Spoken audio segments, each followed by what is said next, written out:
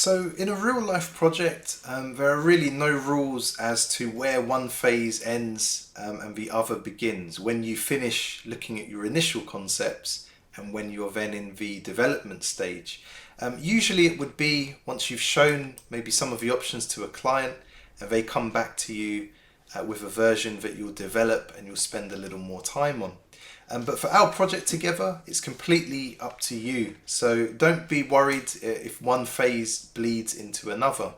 Now, by this point, if you've played around and explored, you may have already developed your logo and you may actually have a iteration that you're quite happy with. In my own process, I got quite carried away, and because I had no client to work with, I didn't take a break between exploring options and developing and fine-tuning. So I would probably say maybe something like this here as one option,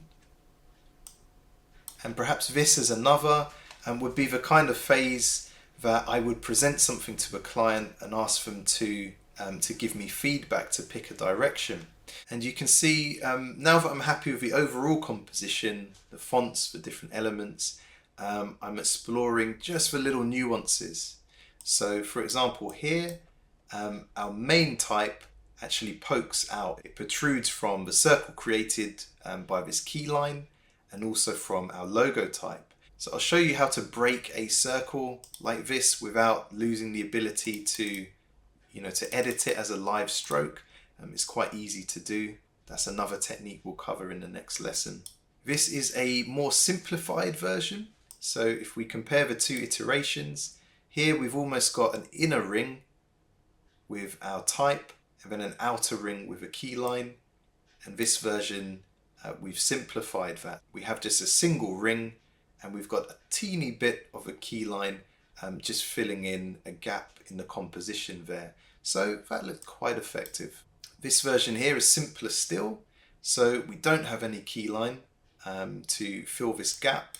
It's still reasonably balanced, but to me it feels like the word brewery is kind of floating by itself down there. So in this final iteration, we've actually nudged the word brewery up, and positioned like this, it doesn't feel there's a gap and it feels linked to the rest of the logo.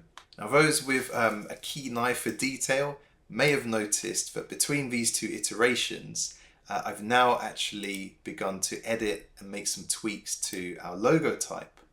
So this is live text. It means I can continue to edit and work on it.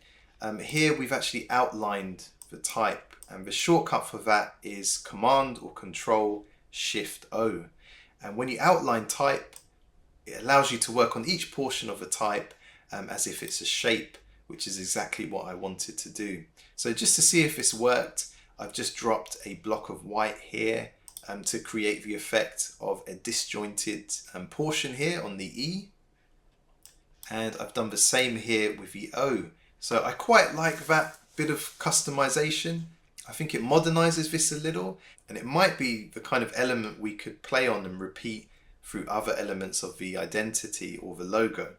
And in fact, I've explored that on the next artboard, the idea of maybe repeating that through the crown to create something that's a little more distinct.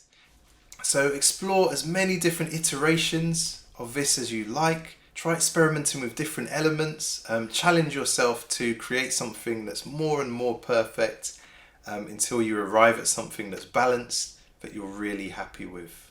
And you can see that's exactly what I've done.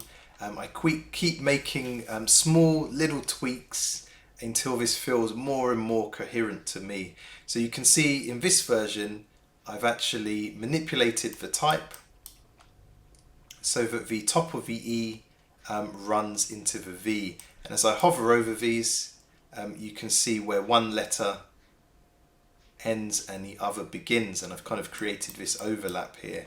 So I did that simply by using the direct selection tool, selecting a portion of that type and just dragging it and positioning it carefully in a way that worked. Sometimes it can be as simple as that.